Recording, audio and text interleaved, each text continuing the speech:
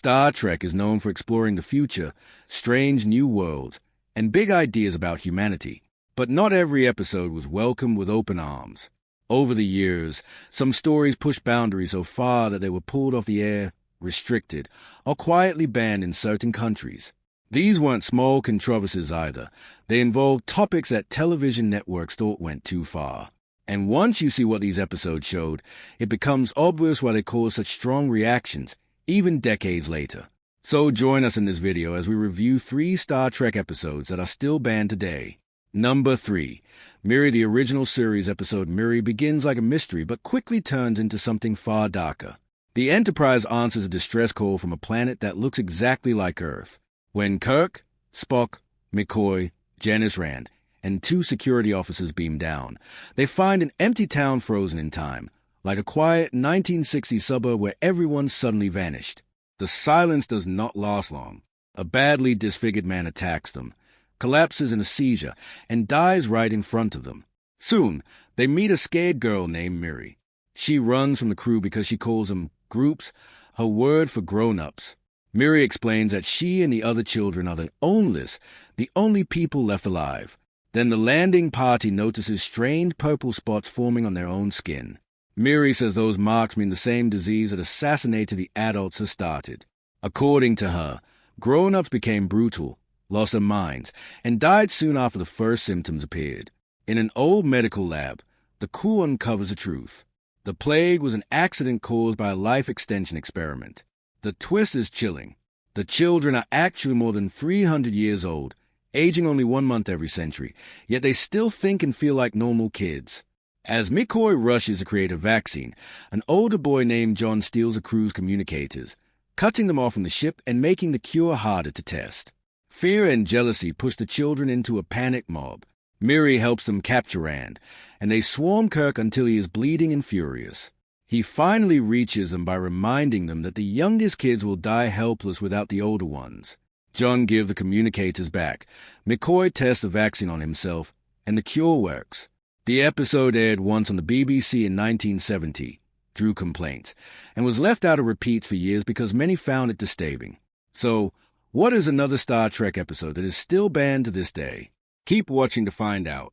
Number 2. Plato's Stepchildren. This Star Trek episode is remembered for a moment that changed television history. During the story, Captain Kirk and Lieutenant Uhura are held prisoner by a strange society modeled on ancient Greece. Under the control of their captors, the 2 officers are forced to move toward each other and share what became the first interracial kiss ever shown on American television. It was a brief moment, but its impact reached far beyond science fiction. NBC itself did not object to the scene. Executives were more worried about how local stations in the Deep South might react once the episode aired. Surprisingly, almost no formal complaints came in. Viewers across the country seemed more ready for progress than many feared. The reaction overseas was different, though. When the series was later shown in the United Kingdom, the BBC chose not to air the episode at all. The official reason given was that the story was too brutal. Many believe the real concern was avoiding backlash from more conservative audiences. From censorship to controversy, what made this episode get banned? Let's find out. Number 1. Whom God Destroy. This episode drops the crew into one of the darkest situations in Star Trek. The Enterprise is simply delivering a shipment of advanced medicine to a high-security psychiatric facility on Elba 2, a remote planet used to hold the Federation's most dangerous criminally insane criminals. What should have been a routine stop quickly turns into a nightmare. The patients have already taken control, and the asylum is now ruled by one man, Garth of Izar. Garth was once a celebrated Starfleet captain, known for bravery and leadership. Now he is completely unhinged. He believes he is destined to rule the galaxy and has gained the ability to shapeshift, making him even more dangerous. Pretending to be the facility's chief doctor, he manipulates everyone around him while plotting to seize control of the Enterprise. The moment Kirk and Spock arrive, they are captured and thrown into the chaos. What follows is not just physical danger, but psychological torment. Garth plays cruel mind games, trying to break Kirk's spirit and prove his own superiority. His grip on reality is slipping, and he uses fear to control the other inmates. In one shocking moment, he assassinates another patient simply to show he has the power to do it. The violence and instability make the situation feel far more intense than a typical adventure. The climax becomes a tense battle of identity when Garth uses his shape-shifting ability to impersonate Kirk. Spock must determine which one is real before it is too late. His logic and loyalty finally expose Garth, and order is restored. The BBC later decided this episode was too disturbing for younger viewers.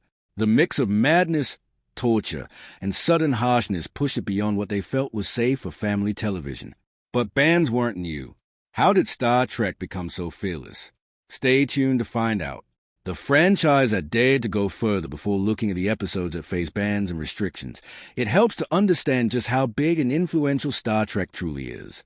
Created by Gene Roddenberry, the franchise began as a single television series and grew into one of the most recognizable science fiction worlds ever made. Over time, it expanded into movies, multiple TV shows, books, comics, and video games, becoming a global pop culture phenomenon and one of the highest-grossing media franchises in history. The journey started with Star Trek, the original series, which first aired in 1966. It followed the crew of the starship USS Enterprise, a vessel sent out by the United Federation of Planets on a mission of peaceful exploration. Each episode carried a sense of adventure and curiosity, summed up in its famous goal: to explore strange new worlds, seek out new life and civilizations, and boldly go where no one had gone before. Roddenberry drew inspiration from classic adventure novels, old Western television shows, and earlier science fiction films, blending them into something that felt both futuristic and familiar. Even though the original show only ran for 3 seasons, its legacy continued to grow. The characters returned in an animated series and later starred in 6 feature films. Decades later, television brought the universe back with a new generation of crews and ships. The next generation introduced a new Enterprise and a different era, while Deep Space Nine and Voyager explored other corners of the same timeline. Enterprise later stepped back in time to show the early days of human space travel. The film series also evolved. After the original cast movies, the crew from the next generation got their own set of films. Then, in 2009, the franchise was rebooted with a new cast playing younger versions of the classic characters, set in an alternate timeline often called the Kelvin timeline. This allowed familiar stories to be told in new ways while still honoring the past. Streaming platforms brought yet another wave of series beginning in 2017. These newer shows explored different time periods within the same universe, from the years before Captain Kirk to far future centuries never seen before. This constant reinvention has helped Star Trek stay relevant for generations of viewers. The fan community has also played a huge role in keeping the franchise alive. Devoted fans, known as Trekkies or Trekkers, collect merchandise, attend conventions, and even create their own fan productions. Over the years, traveling museum exhibits, theme attractions, and countless collectibles have shown how deeply the series has shaped popular culture. The fictional Klingon language even became detailed enough for people to study and speak it in real life. Beyond entertainment, Star Trek earned a reputation for tackling serious social issues. It often promoted messages about equality, cooperation, and understanding across cultures. The original series featured one of the first multiracial casts on American television, reflecting Roddenberry's hopeful vision of the future. That willingness to push boundaries is part of why the franchise became so influential, and also why certain episodes later faced resistance, controversy, and even bans. So, where did those bold ideas and messages truly begin? Keep watching to find out. A future built on big ideas years before Star Trek ever reached television screens, Gene Roddenberry was already shaping it into something more than a simple space adventure. In 1964, he wrote a proposal for a science fiction series that he sometimes described publicly as a wagon train to the stars to make it sound like a familiar Western-style show. Privately, though, he told friends he was inspired by Gulliver's Travels. He imagined each episode working on 2 levels at once, an exciting story on the surface and a deeper moral lesson underneath. Most Star Trek stories follow humans and aliens serving together in Starfleet, the peacekeeping and humanitarian fleet of the United Federation of Planets. These characters are not just explorers. They are meant to represent humanity at its best. They value cooperation, fairness, and compassion, and they are often forced to apply those ideals in complicated and uncomfortable situations where the right answer is not always clear. From the very beginning, the series used science fiction as a mirror for real life. The original series reflected the social and political tensions of the 1960s, while later shows would do the same for their own eras. Through alien worlds and futuristic settings, Star Trek explored issues like war and peace, racism, sexism, class struggle, religion, human rights, and the growing influence of technology. Roddenberry once explained that by setting stories on distant planets with strange cultures, he could talk about controversial topics like politics, war, and social change without network executives immediately realizing how bold the messages were. Roddenberry's vision was strongly shaped by the spirit of change happening during the 1960s. He wanted the show to present a hopeful future where humanity had learned from its mistakes, especially the mistake of constant brutality. One example of this idea appears in the Vulcans, an alien species that once had a brutal past but chose logic and self-control over aggression. Their culture showed that growth and peace were possible.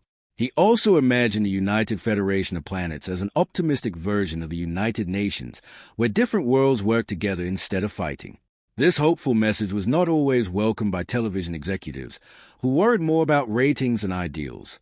They pushed back on several of Roddenberry's choices, including his insistence on a racially diverse crew aboard the Enterprise. Even so, his determination helped shape Star Trek into a series that stood for progress, equality, and the belief that the future could be better than the past. Those ideas didn't stay on screen. How did they shape reality? Let's find out. Star Trek's impact on culture, technology, and history. The Star Trek franchise is not just a television show. It is a multi-billion-dollar media empire owned by Paramount Global. Gene Roddenberry originally sold it to NBC as a classic adventure drama, pitching it as a wagon train to the stars and even as Horatio Hornblower in space.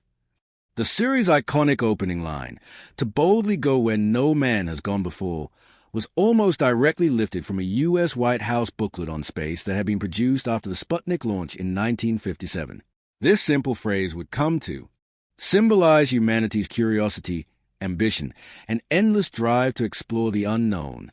From the moment it aired, Star Trek and its many spin-offs found an audience worldwide. It proved popular not only in the United States, but in syndication across the globe, reaching millions of viewers who would become lifelong fans. The franchise's influence extended far beyond the screen, shaping pop culture and inspiring a dedicated subculture. Fans, who call themselves Trekkies or Trekkers, have created conventions, fan productions, and communities celebrating every corner of the universe Roddenberry imagined. The 1997 documentary Trekkies explored this phenomenon in detail, showing how the show became a cultural movement rather than just entertainment. TV Guide even ranked Star Trek as the most popular cult television show in history. Scholars and fans have long compared the franchise to Star Wars, though Star Trek is often credited with tackling social and scientific issues in ways that sci-fi adventure alone could not. The show's vision of the future also inspired real-world technology. Designers of the Palm PDA and early mobile phones drew inspiration from devices seen on the Enterprise. Michael Jones, chief technologist of Google Earth, cited the tricorder's mapping abilities as an influence on the development of Keyhole, the platform that eventually became Google Earth. The Tricorder X Prize, a contest created in 2012 to develop a real-life medical tricorder, selected 10 finalists in 2014. Although no team fully met the strict criteria, and smaller prizes were awarded to 3 contestants. Star Trek even popularized teleportation through its matter-energy transport concept, and the phrase, "Beam me up, Scotty," though never officially said in that exact form, became part of everyday language. The replicator, which could create food and objects seemingly from nothing, inspired research in nanotechnology, particularly the development of diatom-based technologies. NASA even named its prototype Space Shuttle Enterprise in 1976 after a fan-led letter-writing campaign. Later, Star Trek Enterprise included footage of the shuttle, connecting Roddenberry's fictional vision to real advancements in human transportation. Beyond its technological influence, Star Trek broke significant barriers in representation. The original series featured a multiracial, multicultural crew at a time when this was highly controversial. The Enterprise included a Japanese helmsman, a Russian navigator, and an African-American female communications officer, Lieutenant Uhura. Her role pushed boundaries on television, most famously in the daring kiss with Captain Kirk in Plato's Stepchildren. While often cited as the first scripted interracial kiss on American TV, earlier examples did exist, but the moment was still groundbreaking in primetime science fiction. Nichelle Nichols, who played Uhura, once recounted that after telling Roddenberry she planned to leave the series, she met Dr. Martin Luther King Jr. at an NAACP dinner.